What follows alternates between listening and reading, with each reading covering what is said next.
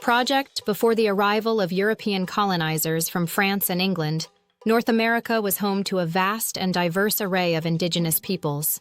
With their languages, cultures, social structures, and territories, these communities thrived across the continent for thousands of years.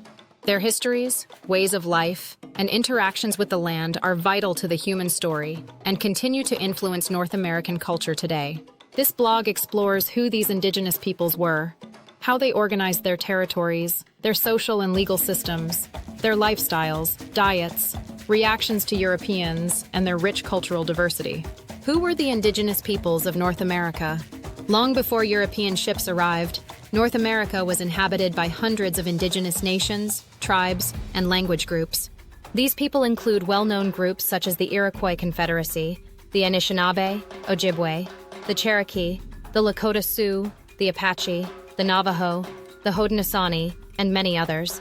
Rather than a single monolithic society, North America was a continent of cultural complexities, with each group possessing distinct languages, belief systems, social organizations, and relationships with the land. Territorial organization and boundaries. Indigenous territories varied greatly, some expansive, others more localized. Many groups defined lands for hunting, agriculture, and ceremonial purposes. For example, the Plains tribes like the Lakota and Comanche occupied vast grassland areas, while the Iroquois Confederacy controlled much of New York State. Territorial boundaries were often flexible, negotiated through diplomacy or conflict, and respected by neighboring groups. Border disputes existed but were generally managed through kinship ties or treaties. Indigenous nations didn't consider land as private property, but as a shared resource, central to their spiritual and cultural identity. Social and legal systems. Indigenous societies had sophisticated social structures based on kinship, clan systems, and spiritual principles. Many tribes organized themselves into clans, extended family groups with specific roles and responsibilities. Leadership roles ranged from hereditary chiefs to highly participatory councils, depending on the tribe. Their legal systems were rooted in customary law, oral traditions, and spiritual principles. Decisions about land use, conflict resolution, and social order were often made through consensus or council meetings, emphasizing harmony with nature and community well-being. For example, the Iroquois Confederacy operated a council-based system that influenced American political ideas, including concepts of democracy and federalism. Lifestyle and economy. Indigenous peoples' lifestyles depended heavily on their environment. Many tribes were hunter-gatherers, relying on hunting game, fishing, and gathering edible plants. For instance, tribes along the Pacific Northwest, like the Haida and Tlingit, had rich fishing traditions centered around salmon. Others practiced agriculture. The Iroquois cultivated maize, corn, beans, and squash, the Three Sisters, which formed the basis of their diet and economy. The Southwest tribes, such as the Hopi and Zuni, developed advanced irrigation systems for farming in arid landscapes. The nomadic Plains tribes traveled across vast grasslands following buffalo herds, which provided meat, hides, and materials for tools and clothing. Diet and resources. Indigenous diets were highly varied, reflecting local ecosystems. Northwest coast, fish, particularly salmon, marine mammals, roots, berries.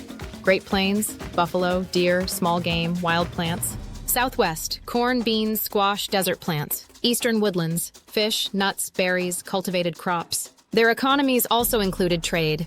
Tribes exchanged goods like furs, shells, pottery, and crafts across great distances, creating complex intertribal networks. How long did indigenous societies remain intact? Indigenous societies existed long before European contact.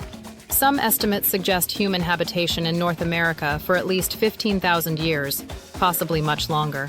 When Europeans arrived in the late 15th and early 16th centuries, these societies ranged from thriving, well-established civilizations to semi-nomadic hunter-gatherers. While initial contact was characterized by trade and diplomacy, subsequent centuries saw devastating impacts: forced removals, warfare, diseases like smallpox, and colonial policies that sought to assimilate or eradicate indigenous cultures. Despite this, many tribes and communities preserved their identities, languages, and traditions, continuing to resist and adapt through centuries of hardship. General indigenous reactions to European settlers.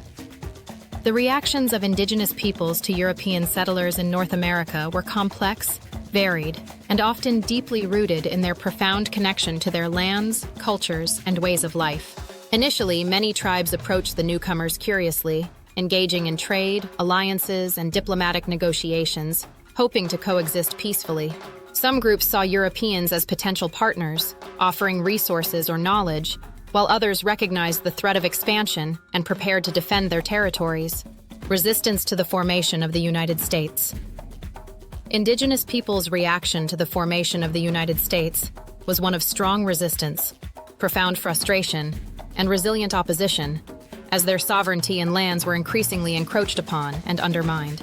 From the very beginning, many tribes viewed the new nation with suspicion and concern, knowing that the foundational principles of expansion and land acquisition often clashed with their own sovereignty and cultural ties to the land. The Indigenous Wars of the 18th and 19th centuries.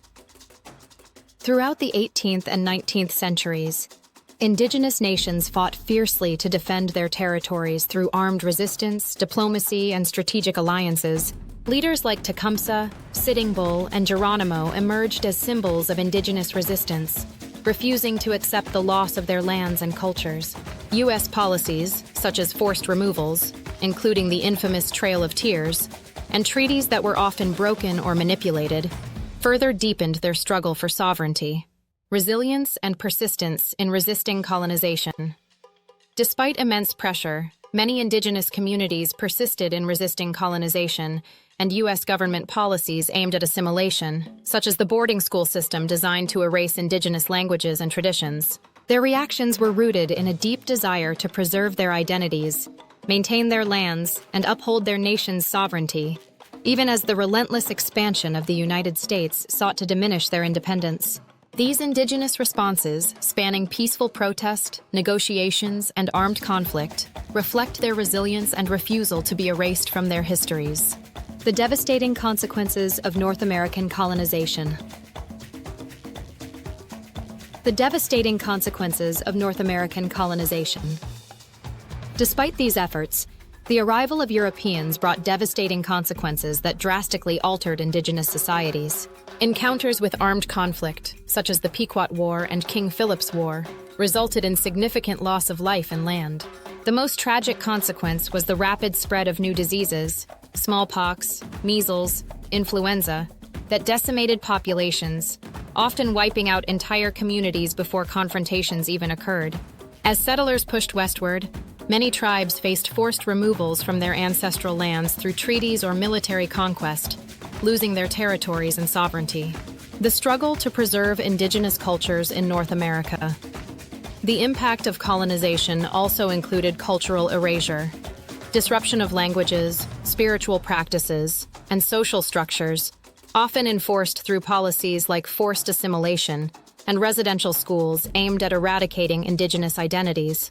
Despite these hardships, many indigenous nations resisted colonization fiercely, maintaining their cultural traditions, rebuilding communities, and asserting their rights and sovereignty through ongoing activism and resilience. The profound consequences of colonization continue to reverberate today, shaping the ongoing struggles for recognition, justice, and the preservation of indigenous cultures in North America.